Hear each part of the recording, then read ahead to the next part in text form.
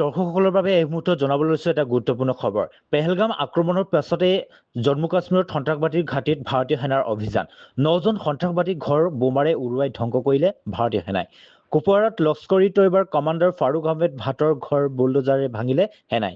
একে সময়তে ফুলৱামাৰ কাশীপুৰত জৈশ সন্ত্ৰাসবাদী আমিৰ নাজিৰ ৱানীৰ ঘৰো উৰুৱালে বোমাৰে।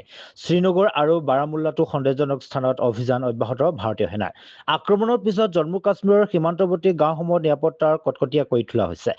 বাংকাৰ মেৰামতি আৰু টহল বৃদ্ধিৰ বিষয়ে আলোচনা কৰিবলৈ BSF, আৰক্ষী আৰু ভিলেজ ডিফেন্স গাৰ্ড চমুকৈ VDGৰ সদস্যসকলৰ মাজত বৈঠক অনুষ্ঠিত হৈছে।